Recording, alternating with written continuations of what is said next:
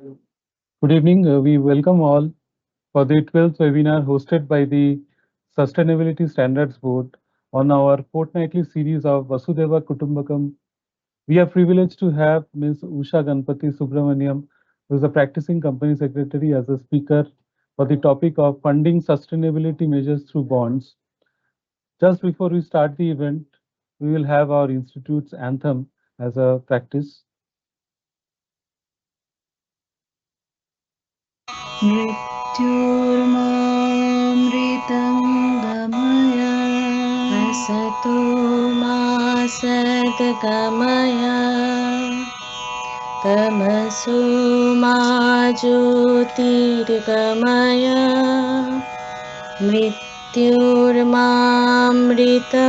गमय असतो मा सद्गमय तमसो मा ज्योतिर्गमय मृत्युर्मामृतं गमय.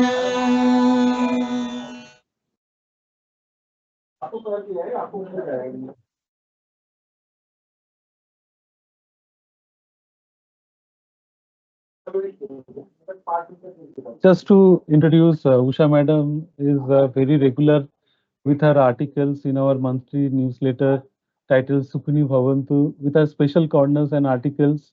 I also now request our another member of our SSB who is contributing a lot, CMA Dr. Aditi Dasgupta, Joint Director, to introduce Madam. Over to you, Aditi. Thank you so much, sir. It is our great pleasure and privilege to introduce Ms. Usha Ganapati Subramaniam. Madam is a company secretary in the whole-time practice for the past 6 years. She was previously working with Sundaram Hydraulics Limited, a TVS group company, as a company secretary for over 2 years, where she handled accounting responsibilities as well.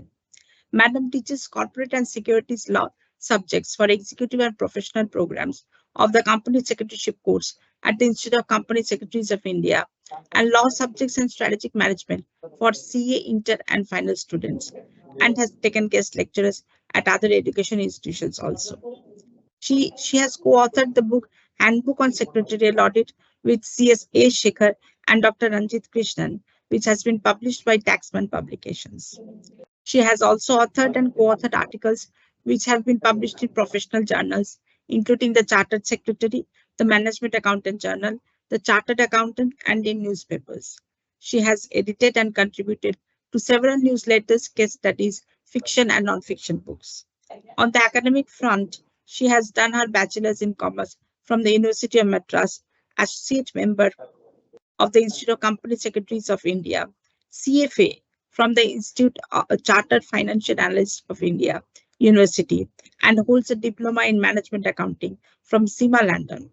She has secured All India rank in foundation and final levels of company secretary examinations and stood second in BCom and secured global sixth rank in a paper and in SEMA diploma.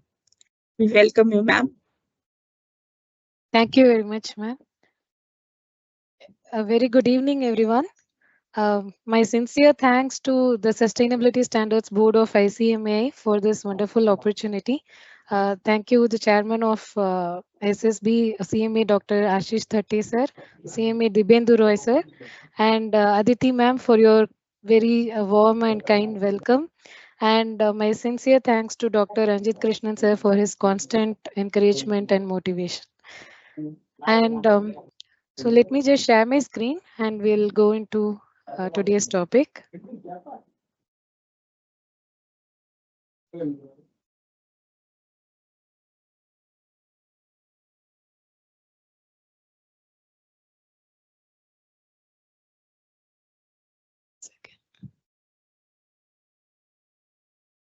My screen is being shared, sir. Yes, ma'am. Yes, ma'am. You just try again. Yeah, now it is coming. Okay.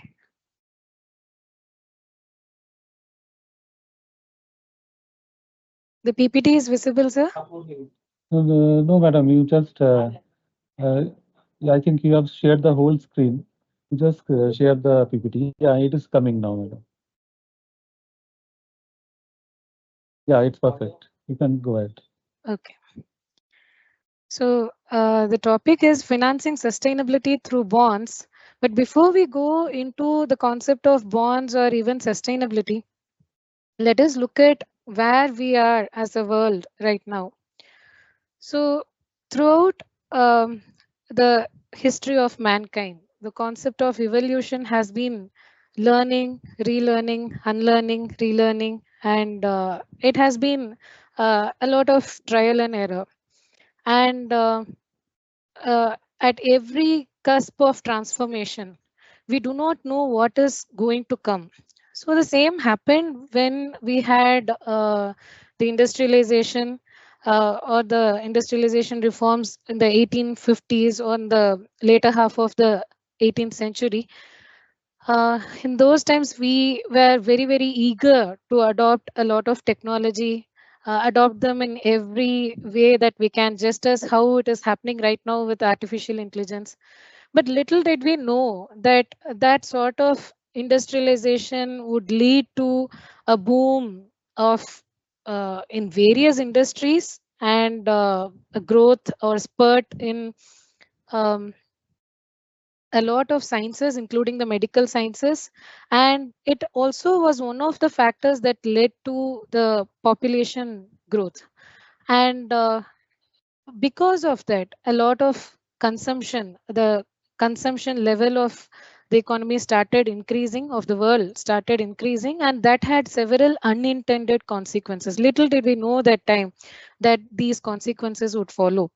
So we will now try to understand what is the need for even talking about sustainability a little bit, and then we will see what is the need for financing and what are the various options available, and specifically on green bonds and the global scenario now, and the green bond scenario in India. And then we will look at what are the challenges that are there and what could be done.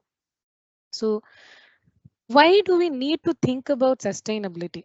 Like I said, these all these changes, the technological advances combined with the population explosion and an inordinate focus on economic growth, measuring growth in monetary terms alone, because we did not know better that time. So all this had led to two severe problems. One is exploitation of environment. Yeah, there is exploitation of labor. And when we talk about exploitation of the environment, it has had severe damaging consequences, some of which are not even reversible, like climate change, the way in which we are snowballing into a crisis right now, a climate crisis. It calls for urgent action. um, we are seeing the after effects of climate change, fast depletion of resources that we won't have much to leave for the posterity, and loss of biodiversity, which in itself has several consequences. It has consequences on even food supply, and degradation of the soil, air, water quality. Air pollution is becoming one of the leading causes of death these days, and the leading cause of lung cancer these days. And when it comes to exploitation of labor, growing inequalities we are seeing, not just among nations but inside every country. We are seeing the growing disparities in income and well-being, and all this could lead to a more and more general unrest in the society, and a great impact on the happiness and well-being of the society. So looking at both the angles of environment as well as the society, we are largely following we have been following unsustainable economic models, and the extent of the problem right now is too much. That this much, if we had foreseen in the past, we would have done something about the pace with which we adopted certain types of technology and certain types of energy. So right now we are using the equivalent of 1.6 Earths for our sustenance. Um, the resources that are being used now cannot be sustained by one Earth alone. We need another planet to even survive. So that is the status with which we are.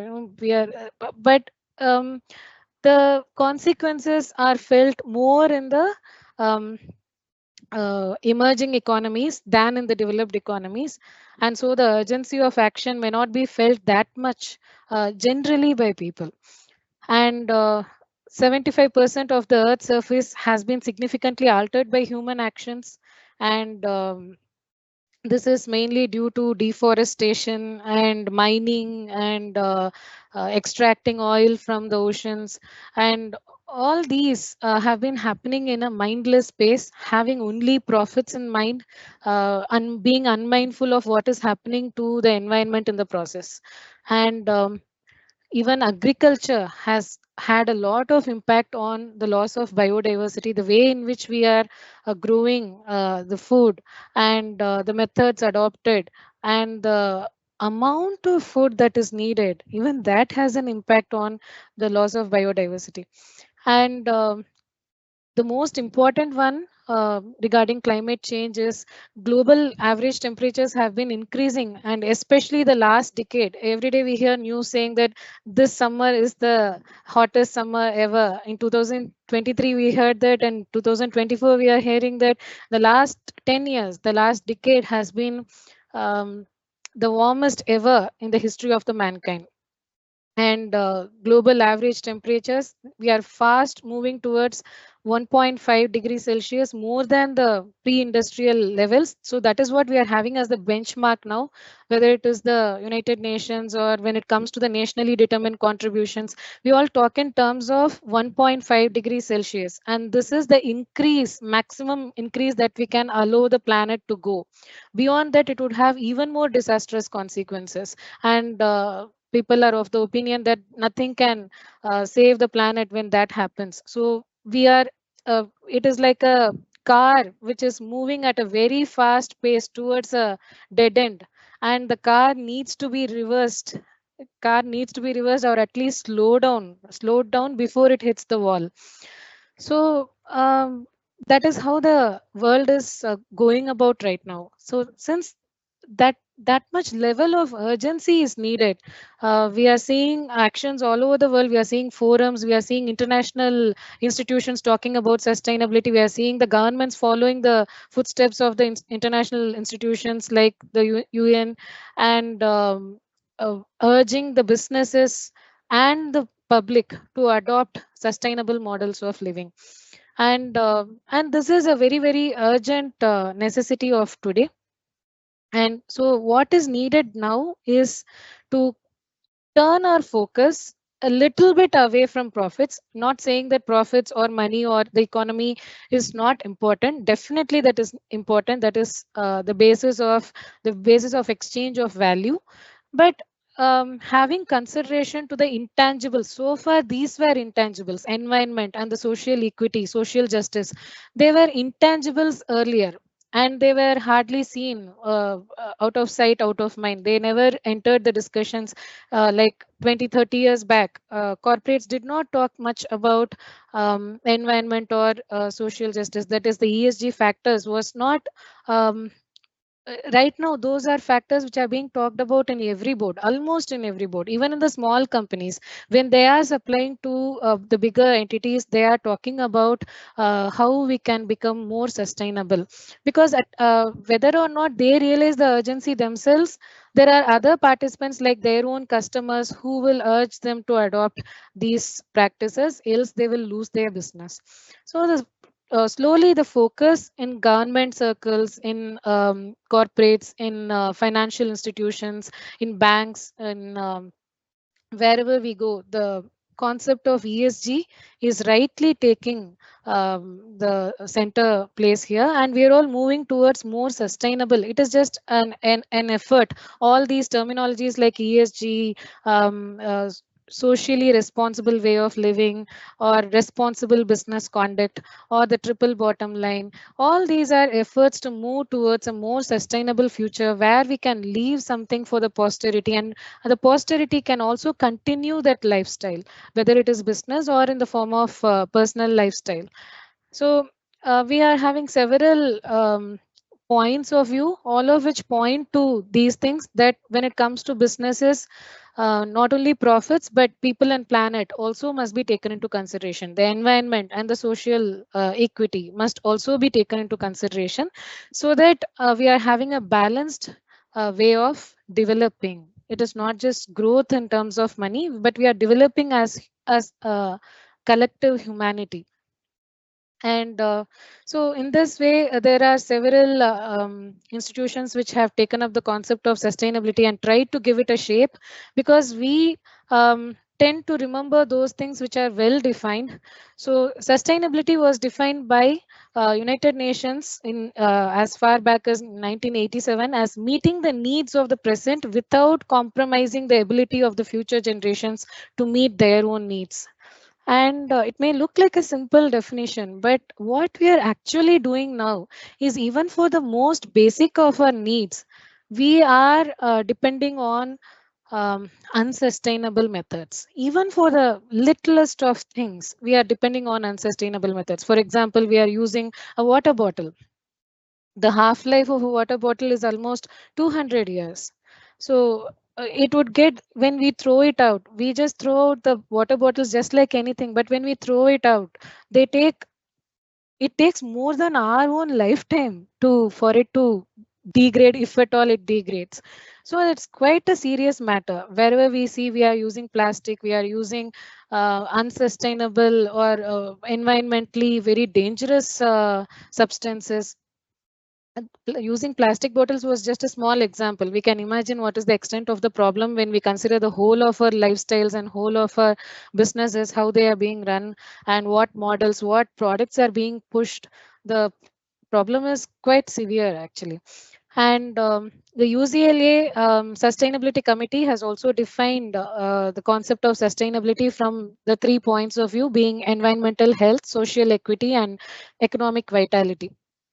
So profits are important, but equally important, and if not more, are environment and social equity. So in order to give a proper structure to these needs and to communicate and to create a taxonomy, to create a standardization of these dialogues and discussions all over the world, the concepts of sustainable development goals have been developed in 2015.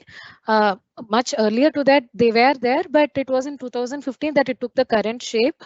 And these include no poverty, drinking water, aspects of clean energy, education for all these matters are included. So both environmental as well as social aspects of sustainable development are being taken care of in these goals.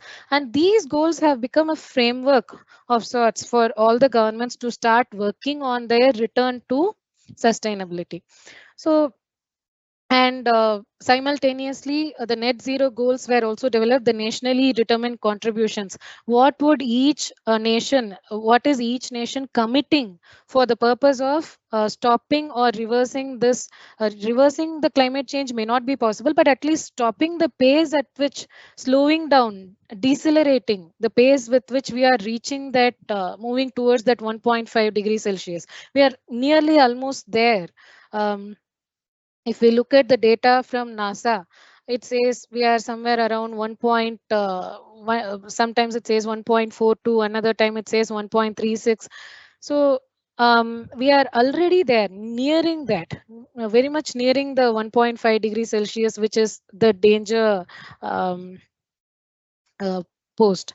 So in order to decelerate, many countries have um, agreed that we will reduce our emissions, keep it to net zero. Net zero means we may be using carbon and GHG, but we'll be doing other things that offset those carbon and GHG emissions. So that is the concept of this net zero. Net zero um, targets have been agreed to voluntarily by various countries. Developed economies have agreed to 2030. India, being a developing nation, has agreed to by 2070. But even though we are committed for 2070, India is taking a lot of measures to see to it that substantial change is achieved even by 2030. And there are various companies which have agreed on their part to achieve net zero as far as that organization is concerned, even by 2030. Some have agreed by 2045, and so on and so forth.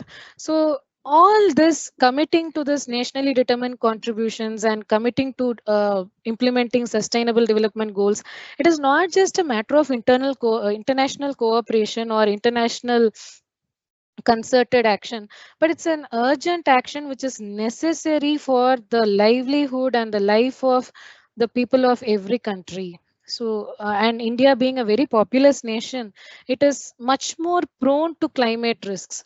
But sadly, we don't have too much dialogues on the climate risk. It is happening, it is increasing these days, but we do need our own taxonomy. We do need our own,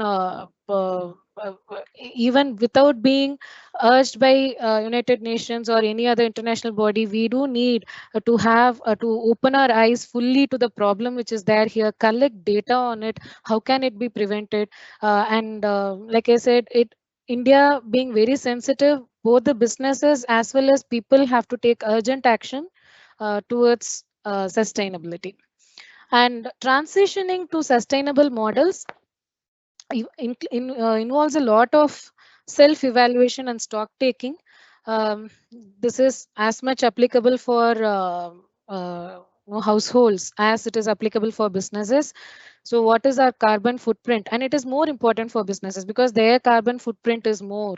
So, and it is the businesses products that are being pushed on the households in one way or the other. And that then it becomes necessary for the businesses to really do a self awareness exercise. What are we doing? What is our carbon footprint? How much resources are we consuming? And are our goods sustainable for our clients, customers, and society? And are we bringing a real transformation to the lives of our employees? Is our business model sustainable per se? This is also from the perspective of profits. Profits are essential for sustainability. Otherwise, the owners or the employees will not be able to take anything out of their efforts.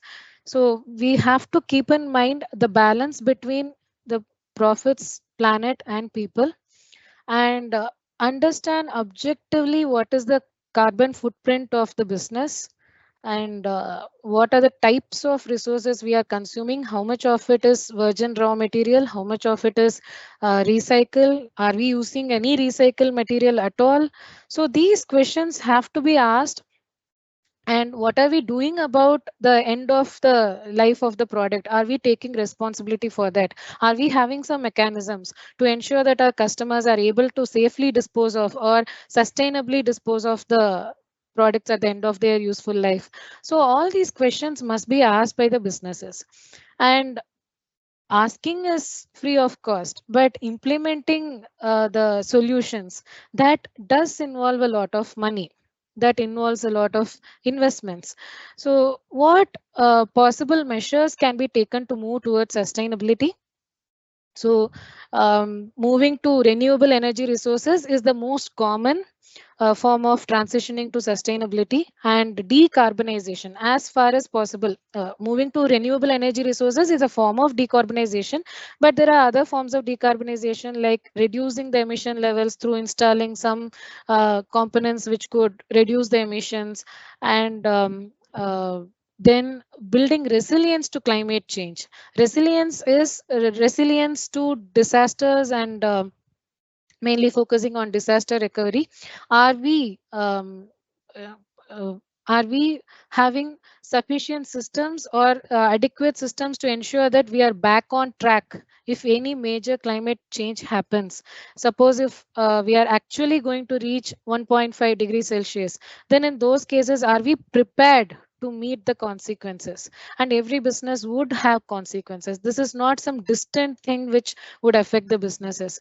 Climate change would affect almost every business, including power generation, including food business, anything which depends on agriculture, even automotives, household durables. So there are many industries which do get affected by climate change, and every industry would have some level of exposure to climate risks. It is very important that these businesses quantify, identify, quantify, analyze the impact, prepare some scenario analysis, understand what is the exposure level and how much they are going to be affected by these things.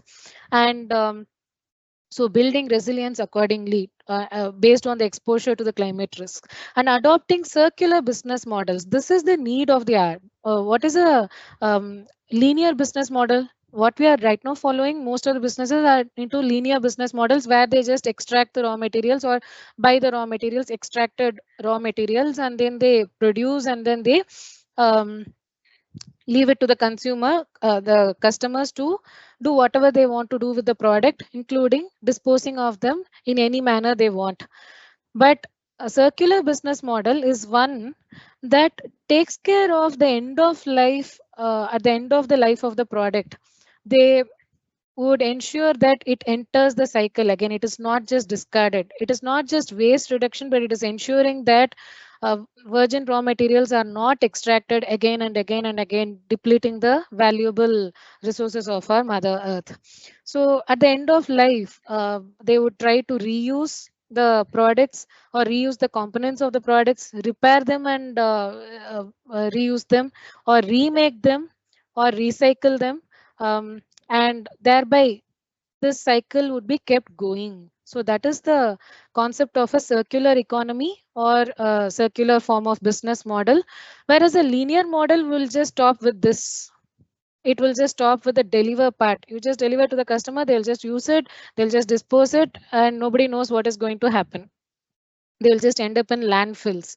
And landfills are again a very huge problem to the society because they affect the soil quality, the underground water quality, and how much landfills can you keep filling, because most of the products which are ending up in the landfills are having a half life of more than 100 years. Plastics don't degrade on their own. So all these are huge problems. So we have to insist businesses on adoption of circular business models. And switching to sustainable packaging, we would be remembering that those days when we used to visit any shop, let us say we are going to buy an oil, we would carry a container. I remember during my childhood that we used to carry a container for buying oils, and any rice or any other provisions that we are going to buy, we would carry containers or they would package in some form of paper or some cloth bags or something like that. But these days we see plastic for everything. Every little thing, as small as a chocolate to as big as a bag of rice, everything has plastic packaging. And are they being recycled? If they are being recycled, that solves half the problem. So this recycling, the concept of recycling must enter the packaging, and it is we are able to see a lot of recycled packaging products. But it is important that at every level of the packaging, it has to be a recycled one, or it could be a sustainable one, or if it's a business that can afford to tell its customers that please bring your own bags, please bring your own containers, that is the best way to deal with the packaging situation. And undertaking environmental restoration activities, there are several industries by their very nature, they destroy the ecosystem around them or the environment around them, like mining industries, like tanneries which pollute the water. So how are they going to restore the environment to its original glory? So companies have to look into that. Already to some extent they are mandated by the environmental laws, but is that enough is an internal assessment that they are going to have to make. And training value chain partners on sustainability measures. We are not just there is a practice that if we are not allowed to do something, if a particular business is not allowed to do something, they'll just outsource it to their contractors and they get the thing supplied by them. So then what happens is the company will say that organization will say we are green, but they are actually procuring from outside not green products, environmentally unfriendly products. So the entire value chain surrounding the organization, surrounding the business, has to be following a sustainable model. Otherwise, it would become um, uh, mo- uh, a wasteful attempt. So the entire value chain has to be included in the dialogue. They have to be taken on board, and training has to be given to them. Awareness has to be spread to them, and training on these aspects, and as far as possible support to them for transitioning to sustainable ways. All these are needed. Procuring from local suppliers, that is another thing. We are not just talking about environment here, we are talking about the social system also. Procuring from local suppliers will ensure that the disparities eventually come down. And training program for employees, and whenever employees face some problems like accidents in the workplace, then proper rehabilitation program, retraining program, reskilling program, upskilling programs, all these have to be made available by the companies to have a more um, uh, balanced workplace. And so all these measures that we saw here, all these measures that we saw here would involve a lot of investments, in the form of capital expenditure, in the form of even capital expenditure could be for various things, like even changing the layouts of factories, changing the machinery, changing the models, changing the molds, and changing the tools. Everything may need a change when we are going to use some other material or some other source of energy or some other type of packaging material. Many things may need adjustments. A lot of investments would be needed, especially when we are going to transition to another renewable energy source. And when we are trying to have and consider social equity also, we are going to pay our suppliers a decent amount for their supplies, and all these would need better working capital management. So funding the transition is a very, very important matter. Funding this move towards sustainability is becoming the focus these days across many forums. And how much does it need? How much funding is there for all these aspects? For funding for climate finance, or be it the general sustainable finance, where are we? So globally, $1.3 trillion have been raised as climate finance, but 6 times more is needed annually. That is the data which we are getting. And India needs 14 billion to 67 billion US dollars annually to adapt to climate change by 2030. But that much amount has not been raised as of now. So the cost of transition is actually high. uh, this much amount is not a small amount. It is a very huge amount that is needed. However, the cost of inaction is much more. It's several times more than the cost of transition. So a power utility in the US, many of the companies, this is just an instance, many companies are realizing what would be their impact of the climate risk. This is why understanding the climate risks and other types of sustainability risk becomes very important for companies to assess, because they found out that if they did not take any action regarding sustainable measures, so they could end up losing $2 billion in the future. That is what their forecast is. Whereas transitioning to sustainable modes just involves 750 million US dollars. So 2 billion is much more than this smaller amount. And globally, the avoidable losses, that is, if we are ensuring that we are adopting sustainable models of business, then in those situations, we could avoid a loss of 1,266 trillion US dollars over the years of 2025 to 2100. So if we don't take an action, the cost of inaction is this much for the entire earth over these years. And besides that, this is just a monetary quantification of the losses. But what about the quality of life? Would we be able to breathe? Would we be able to have a normal drinking water? We are just taking for granted the air that we breathe and the water that we drink. But would that be sustainable? Would that be available to our posterity? Maybe to our children, but to our grandchildren, their children, and so on. What type of world would we be living? So we are seeing movies like the Interstellar, which is a few years from now, and they are forcing a future where we actually need to move to another planet, because okra, that is lady's finger, is the only vegetable that would grow, and they don't want engineers anymore. They only want agriculturalists, because plants are not growing, they are not bearing fruits, they are not bearing the vegetables, nothing is there to eat.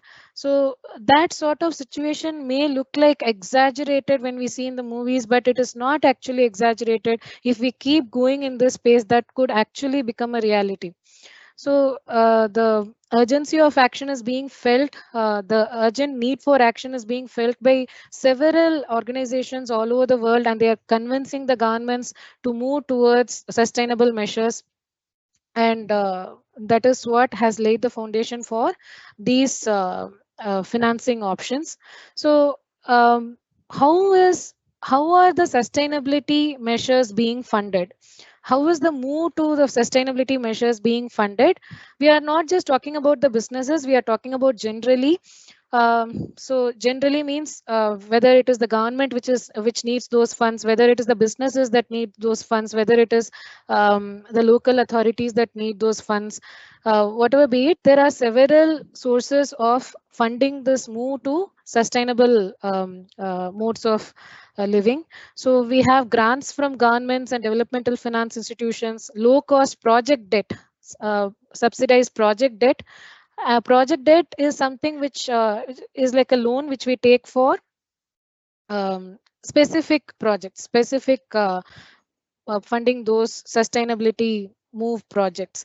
And we also having project level market rate debt. These are subsidized debt, these are market rate debt are also available from the normal banks and other financial institutions and governments and corporates. Project level equity from corporates and public sector undertakings. And balance sheet financing, that is the normal financing. You take a general loan and you use it for your purposes, and people who are interested in normal debt securities would be interested in funding through these. And balance sheet financing in the form of equity, this has to be equity. By issuing equity shares, you are making the investors a part of this transition to sustainability. So this is the data that we are seeing, how funds are flowing from whom and to what uses. So governments are contributing a little to this entire climate finance. National developmental finance institutions, this is a global picture, this is not just to India, this is a global picture. And multilateral developmental financial institutions like the World Bank and multilateral climate funds, state-owned enterprises, that is public sector enterprises, state-owned financial institutions, then commercial financial institutions, households and individuals are also participating. It is their savings that gets translated into um, at least 184 billion US dollars. And corporations, normal bodies, corporate companies, manufacturing, trading, IT companies, they also contribute to this whole ecosystem. So these sorts of financing are available, which we just now saw, and these are being used for mostly mitigation measures, mitigation, climate risk mitigation and adaptation. So far it is only around 63 billion US dollars, and these are mostly going towards these systems, transportation systems, adopting sustainable modes of transport, not depending on fossil fuels, energy systems, moving to more renewable energy resources, and agriculture and land use aspects, and buildings and infrastructure, building more green buildings. And green buildings are again an important concept, because they if a building is actually green by the definition of various organizations which are there, it could result in savings of electricity savings of around 14%, 15%, or water savings of around the same percentage. So these are quite important when we look at towards what measures these could be used. And now coming to ESG investing and the concept of bonds. So when people have become aware of the need for change, Now they have also become aware that these things are not just important from a posterity's point of view, but also from the profitability point of view. So ESG investing is something which considers the environmental, social, and governance performance of a company, not just from a point of understanding that okay, these things are essential for the transformation to a sustainable mode of living, but also being conscious of the fact that these aspects, performance on these parameters, is very important for sustained profits of the entity also. So this is where the triple bottom line comes into picture. So the profitability of an entity is equally determined by how well they are able to handle their environmental impact and face the environmental risks, and regarding their social impact, which would have an impact on their reputation as well, which would again have an impact on the opportunities that they are having, and so on and so forth. So ESG investing is becoming a huge concept these days. $17 trillion money is involved in ESG investing as of now, and the money would just keep increasing. Money flow into the ESG investing concept would keep increasing, and it would increase. They have estimated that it would be increasing at 9.4 compounded annual growth rate till 2032, and that's a really good growth rate. And of the ESG investing is of several types. It is not just green bonds. Green bonds is a small aspect of ESG investing. So ESG investing is basically involves investing either through equity or through debt funds, or through debt bonds, debentures, which are issued by companies who are performing well along the lines of environmental, social, and governance performance. So ESG investing as such includes equity, bonds, debentures, everything, project finance, everything is included in ESG. Climate finance, out of climate finance, ESG investing has a lot of overlaps. And out of ESG investing, green bonds, which are for the purpose of moving to a more environment friendly way of doing business. So green bonds are quite famous because they are easy to identify. Nobody needs to explain to anybody by just looking at the word green bond. When I say sovereign green bond, or this company is issuing that green bond, that bank is issuing a green bond, people would usually be able to identify that it is for the purpose of financing sustainability. And so that is why green bonds are more popular than other related instruments like sustainability linked bonds or social bonds or sustainability bonds. So these terminologies are also being used, but they are slightly for different purposes. For example, social bonds could be used for financing housing for all. So those kinds of social projects, it could be used. Sustainability could be used for both environmental as well as for social purposes. So there are various terminologies in this environment, but it is the green bonds that are more prominent. And we can also see in this chart that green bonds are prominent when it comes to this ESG, that is the entire GSS plus bonds market. GSS plus bonds stands for green, sustainable, social, and plus refers to sustainability linked bonds. So this is the ecosystem of this green bonds, and the cumulative climate GSS plus bonds that have been issued so far is 4.4 trillion. But we can understand that the amount which is required is, every year we need 1.3 trillion, and 6 times more is needed. Sorry, 6 times more is needed.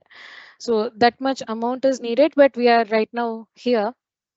So with more awareness and more urging by the United Nations and other governments, these figures will definitely increase.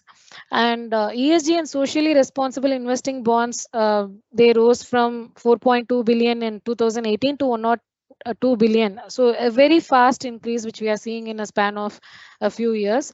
And the total the percentage of GSS plus bonds to the total bond issuance in the world is just 12% right now. It will become more in the future. So there is room. So there is more room for issuance of these bonds. That is what the businesses must understand. The businesses must understand that they should not hesitate if there is a need for transitioning to more sustainable measures, they should be aware that okay, green bonds are one of the options which are available. There are investors. There is a huge market for these green bonds. And who has been issuing these climate bonds or green bonds? It is usually the developmental finance institutions, financial companies, governments, local governments like corporations, non-financial companies also like energy companies, and sovereign governments also have been doing this. And now we come to India's scene. Like I said, in India, green bonds, or the terminology of green bonds is quite famous. And there are two frameworks in India which regulatory frameworks which deal with green bonds. One is SEBI's framework, another is IFSCA's framework. And apart from that, international issuances have also been happening, which have again been listed on the IFSCA, International Financial Services Center platform. So coming to green bond framework under the SEBI regulations, this is for the domestic issuances. Domestic issuances. So domestic issuances, the normal public issue of issuing debt instruments. These are just debentures. These are just debt instruments carrying a fixed rate of interest and having a fixed maturity, usually around 5 years, 10 years, 15 years, depends. So each issuer is having their own a percentage and maturity time, which I'll show the database also. So under SEBI's framework, as on 30th April 2024, 20 issuers have raised 6,128 crores. That's a good amount for sustainability financing.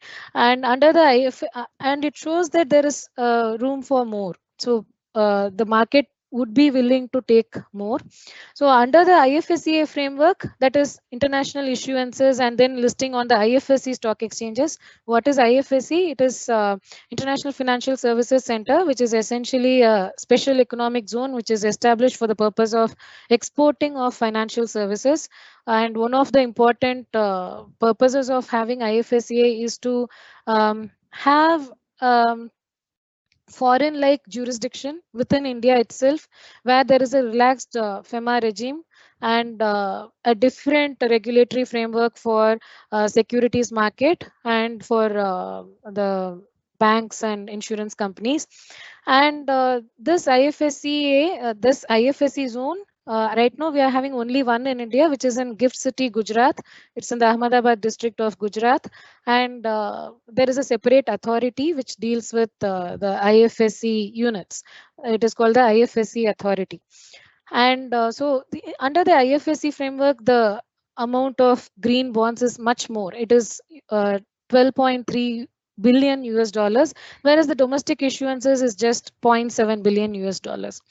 And this is mainly because they have observed that outside India, the awareness on sustainable financing and the trust on these bonds is more, and so they get better welcome in those markets which are abroad. And so usually companies go for listing of these green bonds in stock exchanges like Singapore Stock Exchange or the London Stock Exchange, and also simultaneously they do the listing on the two stock exchanges, Indian stock exchanges, which are there in IFSC, which is NSE has its own subsidiary there, NSE IFSC, and BSE also has its own exchange there, India INX, that is the international exchange. So many companies do simultaneous listing in these two stock exchanges which are there in the IFSCA. And I'll just show the data regarding which companies have gone for these. These are just public information. So the bonds which have been issued on the IFSC platform, you can see which entities have issued and how much they have raised in what currency. You can see IREDA, you can see IRFC. So energy agencies, NTPC, Exim Bank of India. So for refinancing purposes, also green bonds are used. Bonds are used for, could be used for two purposes. One is ideally it should be used for financing. Financing is directly they are supporting your sustainability measures. Let's say you are going to go for a solar grid. and you want money for that, and that is financing the need. Whereas refinancing is helping you give somebody else those loans, or helping you repay the loans which you have already taken. For example, if we look at Adani's green bonds issue, it was for refinancing. So the purpose of you using this, there is flexibility there. It could be for either financing or for refinancing. So financial institutions also issue green bonds for refinancing the loans which they are going to lend, and uh, or companies which are directly engaged in sustainability measures could also go for these green bonds. So there are various companies which have been doing this, and they have got listed on the stock exchanges abroad. You can see the international ISA numbers which are given here. And when we raise money in dollars, it is you can expect a little bit lesser percentage. The markets will be will be willing to accept a lesser percentage than um, INR, because of the general purchasing power parity, general differences in interest rates and inflation rates. When companies issue in USD or Euro or Yen, they can expect to have a lower rate of interest being accepted by the markets. And when we look at uh, SEBI's INR normal bonds, normal green bonds, not foreign currency denominated, you can see what is the rate of interest which they are having to pay. But this is a good thing, because this is a fixed income security, and no matter what happens to the external interest rates, they just need to keep paying this coupon rate. So from the company's perspective, it is good. So L&T Infrastructure, Tata Clean Tech, so these companies have issued these bonds, and they have a maturity ranging anywhere from 7 years, 5 years. It could be mostly these are 5 years, 10 years are also there. And depending on the risk perception of the entity, based on the credit ratings, um, the coupon rate is fixed, and whatever the generally market accepts. And so what we see from these figures is that there needs to be more awareness, both from the issuer's perspective, both from the business's perspective, as well as the investor's perspective, on the green bonds, the benefits of green bonds, both for the investors as well as for the businesses. And when there is another good thing which is happening, which is the sovereign green bonds. The country Indian government has issued sovereign green bonds for financing the move to sustainability. And there are several countries, emerging economies, which have issued sovereign green bonds. These are government backed bonds. The government is issuing those bonds as a mode of financing. And in the Union Budget 2023, Ms. Nirmala Sitharaman mentioned that we will be issuing green bonds for the purpose of upping our green infrastructure. And these would be used for funding projects which are coming under eligible categories. So far issuances have been happening, and in 23, 24, 20,000 crore rupees were given, were issued. Bonds worth 20,000 crore rupees were issued, and these are also available for trading on the stock exchanges, normal stock exchanges, NSE, BSE. They are also available for trading on IFSC stock exchanges for FIIs to come and invest in the sovereign green bonds. Recently, they have permitted the FIIs to invest, and the proceeds of these are earmarked for mainly environmental purposes, that is grid scale solar and wind energy generation, decentralized solar energy generation, decentralized in a small scale, and green hydrogen projects as a as an alternative to the fossil fuels, and metro lines laying and afforestation. For all these measures, the proceeds from the green bonds would be used. And the regulatory framework in India, how do we ensure this regulatory framework is there to ensure that the investors are safeguarded? See, even when it came to this sovereign green bonds, government was able to raise funds at 30 to 40 basis points lower than their normal bonds. lower than the normal sovereign bonds, Government of India bonds, they were able to get a discount of 30 to 40 basis points. So since they are green bonds, the perception is that they will be used for generally sustainable purpose, and hence the risk premium on those bonds is generally low. This is the international experience which has happened with India also. So that being the case, there is a high chance that the word green, the green bonds is being misused for greenwashing. That is, greenwashing happens. So you say green bond, but you use it for something else, or there could be some other thing happening also. Like you issue green bonds, you actually use it for the businesses actually use it for green purposes, the approved purposes under various frameworks. There are various frameworks which define the terminology and say what are the purposes for which these can be used, and there is a an ecosystem of certification which is there. We'll see all those things, but there is a chance that as per all those frameworks, the green bonds satisfy everything. But on the other hand, the business is also engaging in some unsustainable practices. They are mainly into fossil fuels, but they are just issuing green bonds as a side measure. So those kinds of things also could happen. When that happens, it is not fair on the part of the investors, because they are having to bear a usually lesser coupon rate for these bonds. So in order to mitigate those things, the regulatory framework needs to really take care that the end usage or the utilization from the proceeds of these issue are in accordance with defined frameworks. So that is what both the SEBI regulations as well as IFSCA regulations take care here.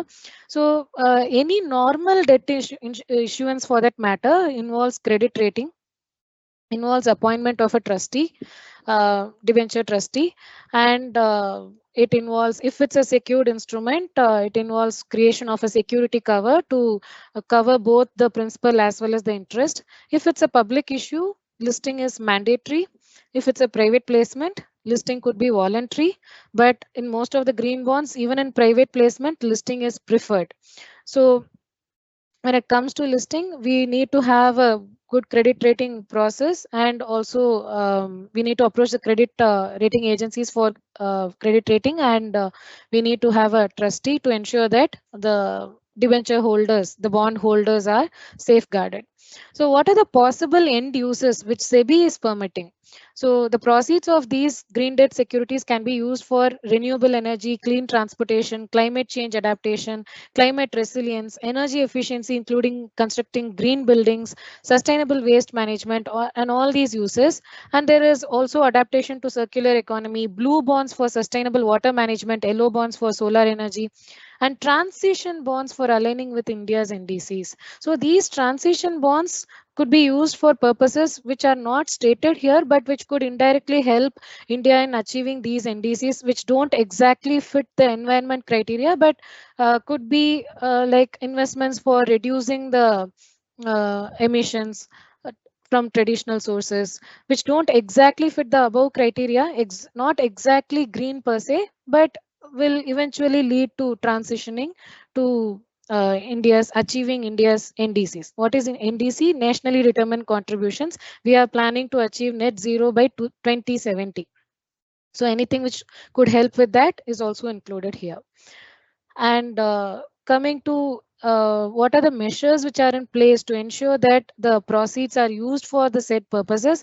The offer document is the document which we give to the investors to inform about our issue, about the business, about the risk factors that we are having, and what exactly are we going to use the proceeds for. This is the normal these are the normal disclosures which will be there in any offer document, whether it's a normal IPO prospectus or debt issuance or a private placement offer letter.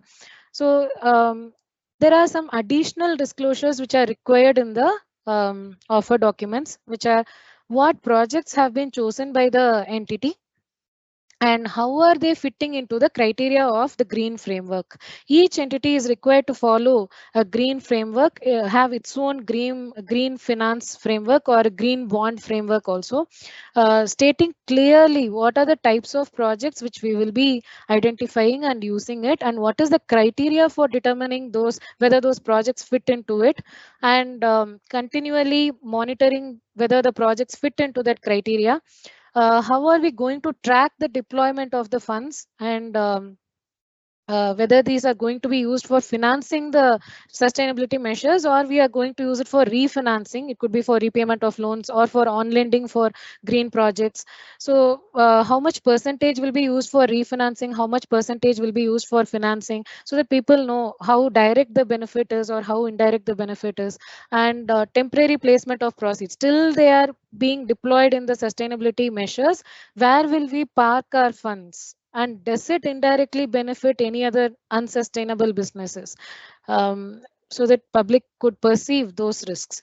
The perceived social and environmental risks and proposed mitigation plan. An independent third party reviewer, this is the central aspect of this one.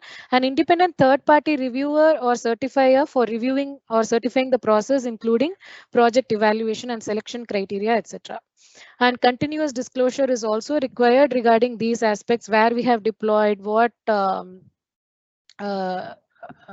methods are we using to disclose this, the internal tracking method, and an independent auditor verifying. Auditor here doesn't mean a auditor of financial statements, any external auditor who is having expertise in these areas. There are international bodies who issue these kinds of certification, or it could be a consulting company which could issue these kinds of certifications. So the internal tracking method for using the proceeds, and impact reporting.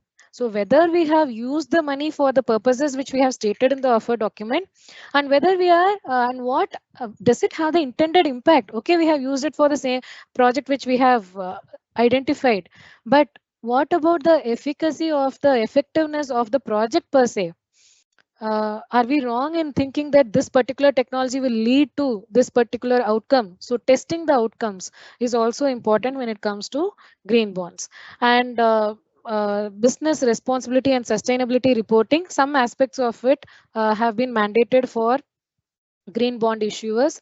Third party reviewing and certification is necessary. Ongoing review of the eligibility requirements of the projects is also necessary. Continuous monitoring.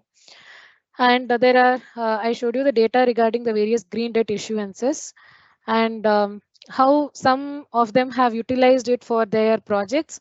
Some are using it for solar projects, wind projects, hybrid projects.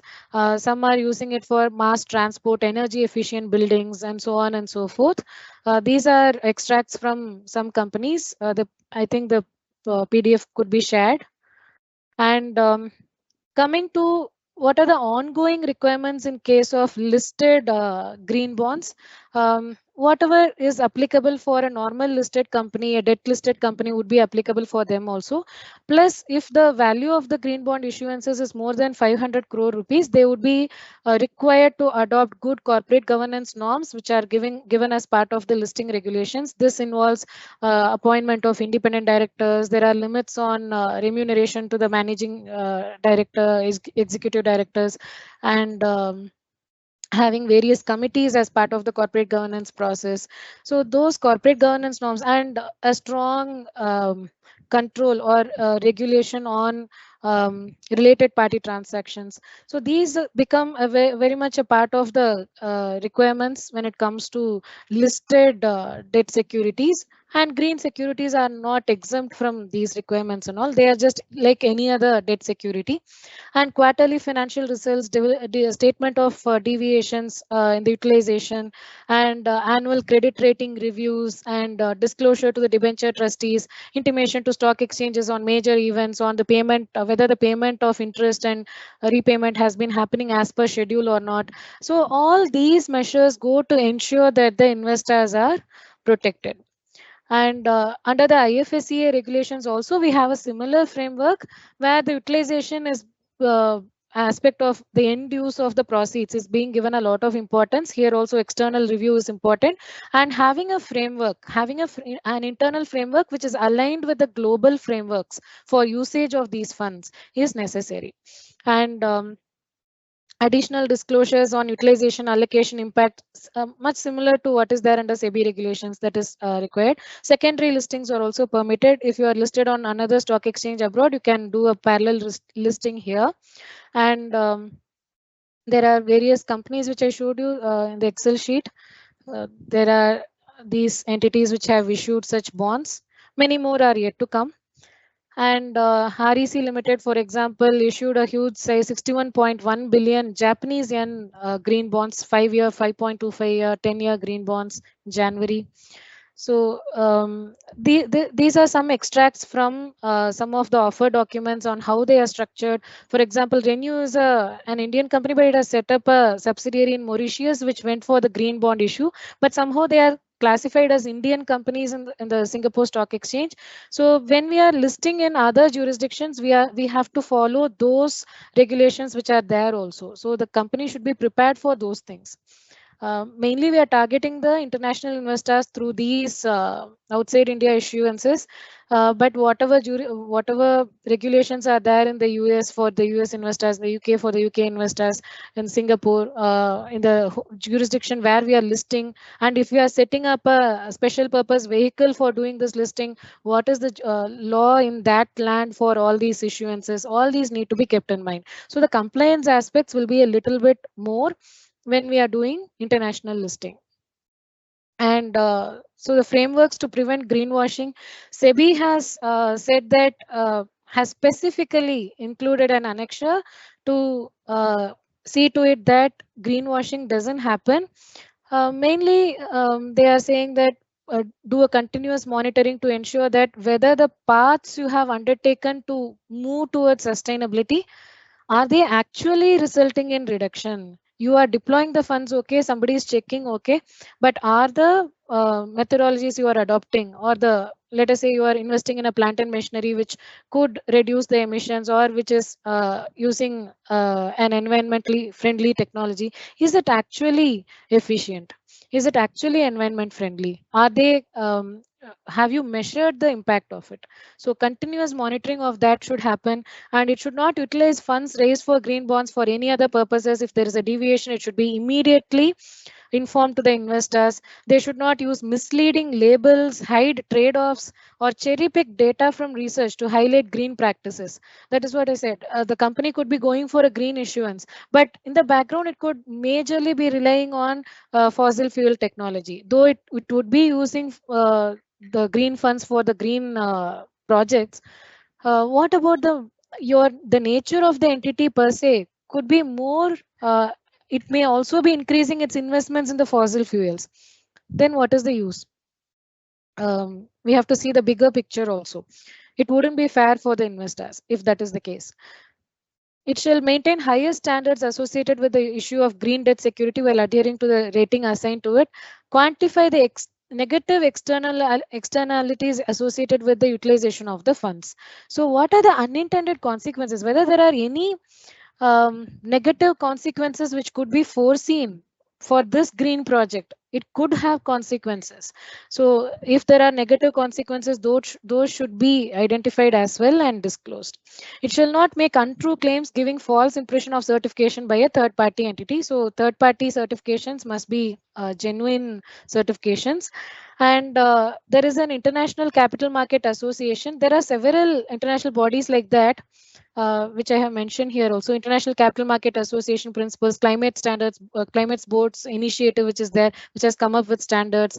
So there is an entire ecosystem which provides for standardization of the terminologies which are used around the green bond financing, or the social bonds or sustainability bonds, and what are the aspects which will ensure that there is no greenwashing. So these are the pillars of the green bond principles which are evolved by International Capital Market Association: usage of proceeds, evaluation of projects, and management of the proceeds, and reporting. So transparency, accountability, responsibility, fairness, as usual, the good corporate governance principles come everywhere. They are the general guidance everywhere. And just to end the discussion on a few aspects which our nation could think about, um, we could try to come up with our own green taxonomy, because India is a diverse, is a land with diverse geographical areas, unique climate problems. So there could be aspects which are not mentioned in the international taxonomies, but which our government or the boards like the SSB could come up with. And awareness among retail investors is needed. Green bonds might be a good addition to the portfolio of retail investors also, because they could, even though the coupon rate may be a little bit less, they would be compensated in the form of more sustainable returns, and also the feeling that they get that we are contributing to the move towards sustainability.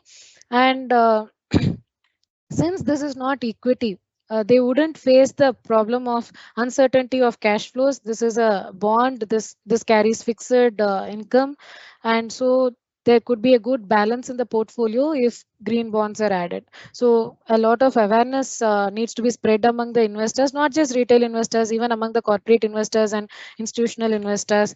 The market depth must be enhanced in the stock exchanges, so that a lot of trading happens in these. And more importantly, to ensure that greenwashing doesn't happen and to increase transparency, maybe the governments and the institutions or even companies could explore the concepts of blockchain when it comes to green bond issuances, artificial using artificial intelligence to keep track of the to analyze the patterns in the utilization of the proceeds. And IoT, Internet of Things technologies could be used for verifying the uh, actual, whether they are being actually deployed for the purposes which are stated in the offer document.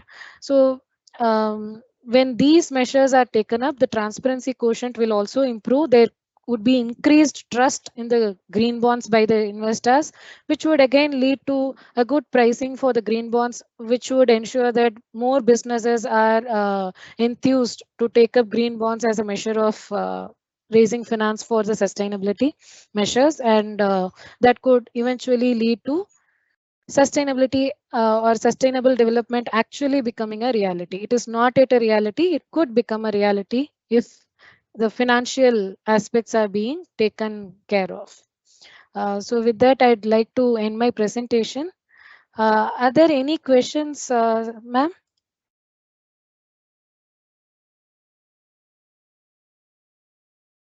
Yes, ma'am. Yes, ma'am. There are many questions. Yes, Thank sir. you for this enriching session which we had. In a nutshell, you have presented the real picture of this sustainability and how the bonds are related. Actually, sustainability and bonds are oxymoron. And we always think about both the things not coming together. But you have rightly pointed out the linkage and correlation of this technical aspect. We have few questions. First and foremost, what are the probable and practical solution to mitigate carbon footprints?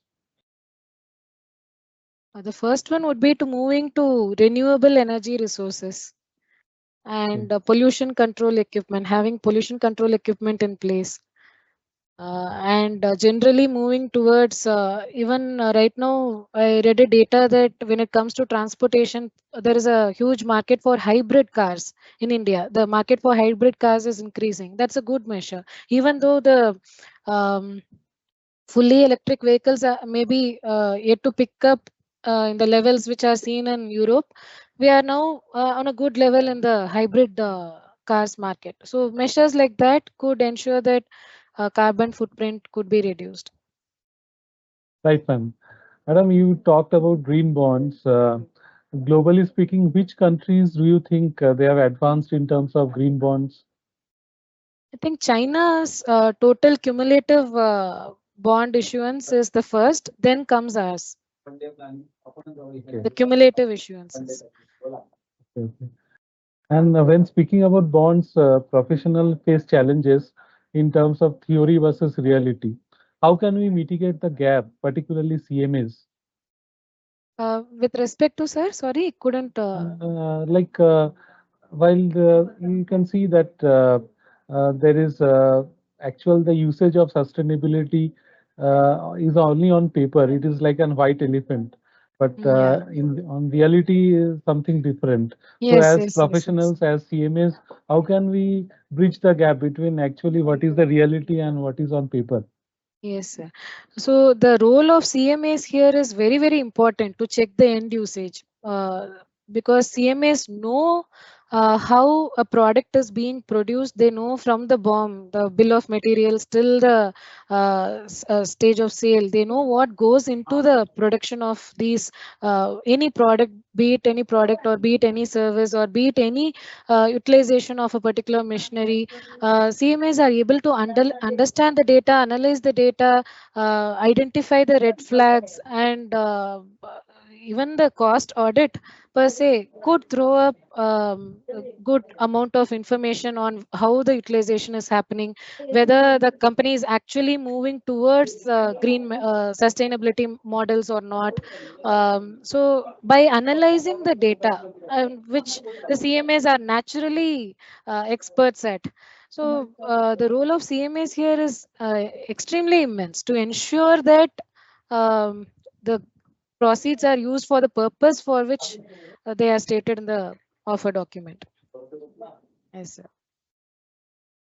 Madam, this SEBI LODR, do you think any changes have been done through the sustainability, this especially this carbon footprint and everything is coming in a big way. So any changes is made in the LODR? Already it provides for disclosures which cover almost everything. But besides that, there is a master circular under the NCS regulations, non-convertible securities regulations, which provides for the initial disclosure and continuous disclosure requirements when it comes to green bonds. So under those continuous disclosure requirements come these aspects of continuous monitoring, impact assessment, external reviewer. So those aspects come under that NCS framework, and the SEBI LODR provisions would be as usual applicable for those entities which are given debt issuances, which have Yes, ma'am. issued listed debt issuances. The last Yes. question, madam. As a cost accountant, can we objectively define these carbon footprints in our cost audit report? Um, Cost accountants would be much more would be the better person to answer that in a technical manner. But from what I understand from a cost accountant's role and having worked closely with some cost accountants, I do understand that the cost audit per se, because it is the audit of the costing records, and costing records are defined as the records that enable a company to call out the per unit cost of production, per product, per service. So given that level of granularity of information, definitely the carbon footprint data would also be able to be culled out. But however, the data on those aspects would also need to be captured not just in monetary terms but also in terms of um, uh, the units of measurement which are generally used to capture energy consumption. For example, when it comes to electricity consumption, we have to know the number of units which are being consumed in a process also, apart from the amount which goes there. So capturing of those information at the company's end becomes much more important at this stage when those data are available, and cost auditors would be able to convince the management on having those data as well. If they are having a good ERP system, those data can be captured and integrated into the cost audit analysis. So although the report may not capture those aspects exactly, but with the during the process of cost audit, when these data are available, when the quantitative data other than monetary data is available, the cost auditors would be able to capture the carbon footprint, the usage of water, all those aspects of environmental sustainability, they will be able to capture during their process. Thank you, ma'am. Yes. Thank you for this enriching session. And I would also like to state that the SSB would be starting the first batch of this ESG certificate course, which is starting from tomorrow. And I request those persons who are interested to enroll by today, because today is the last date for admission. And on 26th of this month, we will having a special webinar on IFSCA and sustainability, where Sri Pradeep Ramakrishnan, who is the Executive Director of IFSCA, would be leading a team of his colleagues for this session, which will be a special session. And I request all the participants to join that special webinar. With this, we close today's session. Before that, a formal vote of thanks and our CMA Dr. Aditi Dasgupta, our SSB contributor, would be doing the needful. Over to you, Aditi. Thank you so much, sir. Thank you, ma'am, for such a presentation. We are enlightened. I thank all the members who are present has made this webinar a success one. I thank our President CMA Ashwinji Dalwadi sir. I thank BB Nayak sir, Vice President ICMAI. And I thank the SSB team members for their continuous support and motivation. I also thank CMA Dipindu Roy, our HOD and Secretary of SSB, for his support. And thank you all members for joining for us today, and wish you a great weekend ahead. Bye-bye. Thank you very much for the Aditi. opportunity. Thank you, ma'am. We are Thank closing. you, ma'am. Yeah.